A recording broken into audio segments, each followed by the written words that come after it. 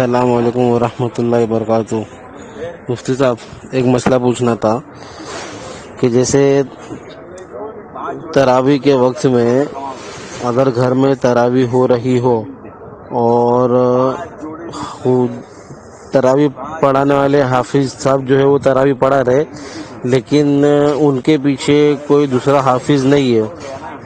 لقمہ وغیرہ دینے کے لیے۔ اب ایسا ہے کہ بھائی نماز کی دوران میں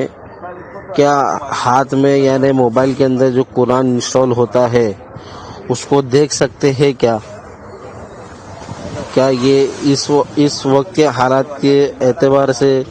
کیا ایسا کر سکتے ہیں کیا؟ وعلیکم السلام ورحمۃ اللہ وبرکاتہ۔ اس طریقے سے قرآن کریم ہاتھ میں لے کر کے دیکھ کر کے پڑھنا تراویح میں، اس سے نماز نہیں ہوگی، یہ عمل جائز نہیں ہے۔ وجہ یہ ہے کہ قرآن ہاتھ میں لینا، پڑھنا اور پھر رکوع سجدے کے وقت میں اسے جیب میں ڈالنا یا کہیں اور رکھنا، یہ تمام چیزیں عمل کثیر کے اندر آ جاتی ہیں، اور فقہا فرماتے ہیں کہ عمل کثیر سے نماز فاسد ہو جاتی ہے۔ اسی طریقے سے نماز میں قرآن کریم کو دیکھ کر کے پڑھنا، اس سے بھی عند الاحناف نماز فاسد ہو جاتی ہے۔ دلائل اپنی جگہ ہیں، کئی سارے ہیں، میرا مفصل مسئلہ موجود ہے اس سلسلے میں، آپ کہیں گے تو میں بھیج دوں گا۔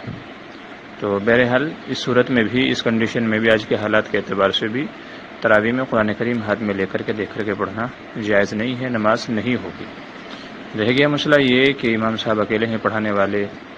تو غلطی آ جاتی ہیں، تو اس کی شکل یہ ہے کہ امام صاحب کو اگر کہیں پر غلطی آ جائے، مسٹیک آ جائے، تو وہ وہیں پر رکوع کر دیں، اور رکوع کرنے کے بعد میں رکعت مکمل کر کے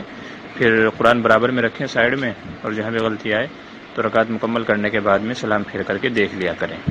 اور اگر پہلی رکعت میں غلطی آ جائے اور آگے یاد نہ آئے تو پھر قرآن کریم میں سے کہیں سے بھی پڑھ کر کے رکعتیں دونوں مکمل کر لی جائیں،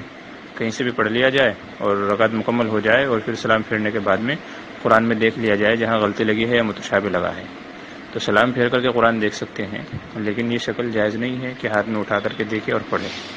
السلام علیکم ورحمۃ اللہ وبرکاتہ۔